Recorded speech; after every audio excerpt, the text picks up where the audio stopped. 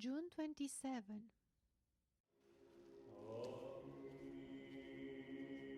Fericit bărbatul care a umblat în sfatul necredincioșilor și în calea păcătoșilor n-a stat și pe scaunul bucuritor. Saint Sampson, the hospitable one who receives strangers.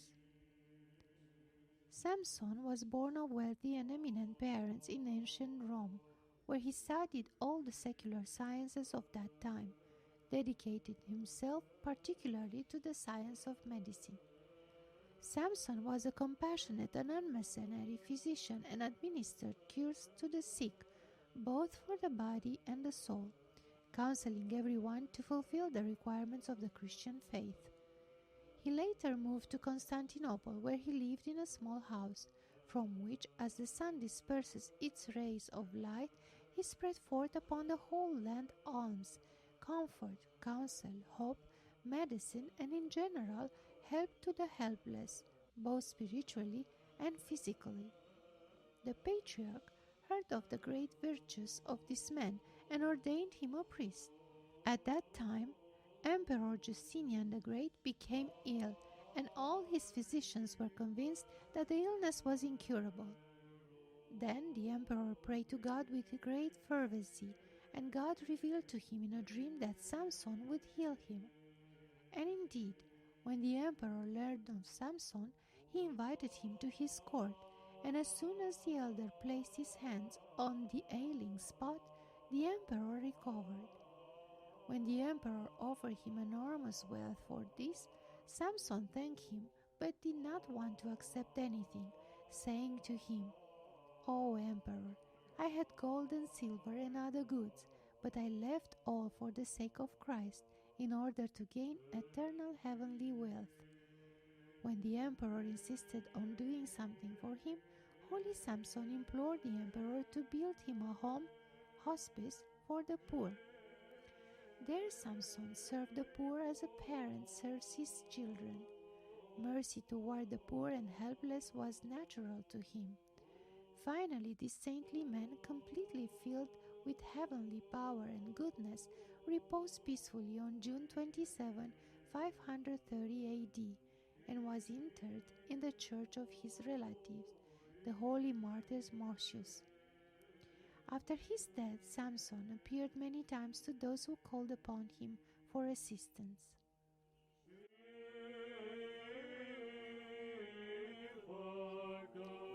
Saint Severus, the presbyter. Severus lived in central Italy and was a man of extraordinary sanctity. Once he was summoned to hear the confession of a man who was dying and to give him Holy Communion, but he was late because he had been working in his vineyard. There the news reached him that the sick man had died.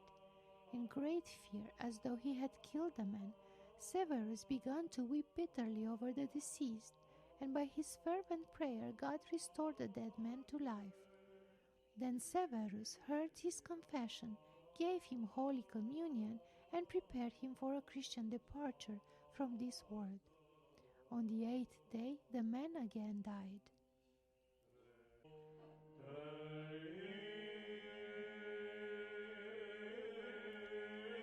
Saint Joanna, the mare bear. Joanna was the wife of Chuza, Herod's steward. Joanna, the wife of Chuza, Herod's steward, St. Luke 8:3. When Herod beheaded John the Baptist, he disposed of his head in an unclean place. Joanna removed the head of the Baptist and buried it honorably on the Mount of Olives, on Herod's estate. Later, during the reign of Constantine the Great, the head of John the Baptist was discovered. Saint Joanna is also remembered as having been present at both the Passions and the resurrection of the Lord. She died peacefully.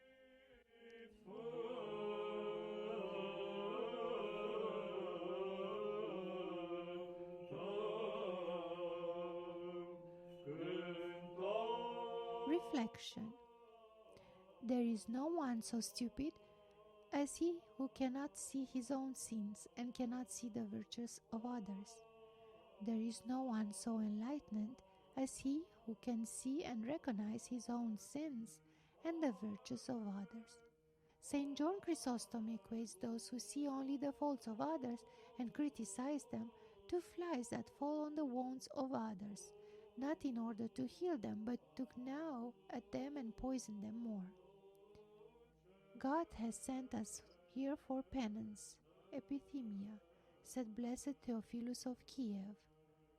He who knows and feels that he is here for penance immerses himself in silence and contemplation of his own sin, which has brought him to the penance. The same Blessed One further says, "Weep also over the sins of your fellow men.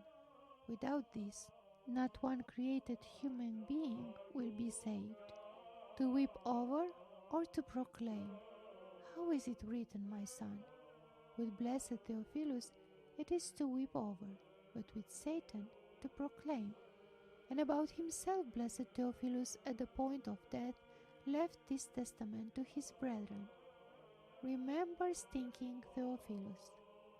This is the testament of the holiest human being in Kiev in the year 1853 AD.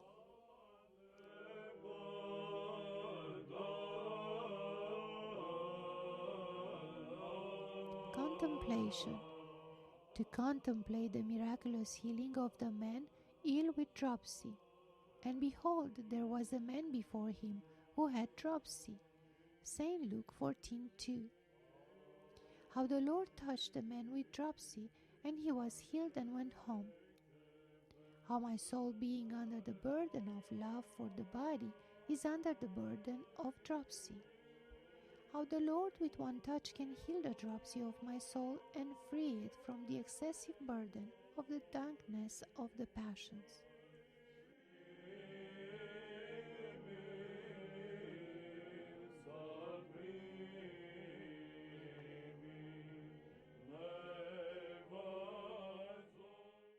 Homily about shelter from on high. He who trusts in the Lord is safe. Proverbs 29:25. The righteous man is under the shelter of the Lord, under the shelter from on high. The water will not reach him, nor will the flood drown him. Indeed, the flood did not drown Noah, for the Lord was a shelter from on high for him. However, brethren, there is a flood worse than a flood of water, that is, the flood of the passions. When the passions begin to burn, when they begin to smoke and turn black, when they emit their stench and spread it all around, where will a man flee, and who will save him? Only under the hand of the Lord, only under his shelter, the shelter from on high. The flood of passions pursued David, but he fled and found shelter under the hand of the Lord. He saved himself from the fire, the smoke and the stench of the pursuing passions under the shelter from on high. A man cannot save himself from the flood, only God can save him. God is the master of the clouds and the tamer of the passions. Indeed, he is the shelter from on high. We flee to him and hide ourselves under the hem of his garment. A dog appears like a lion to a beggar, but like an empty sack before the feet of his master. O Lord Most High, who sits upon the throne on high, you are our shelter from on high.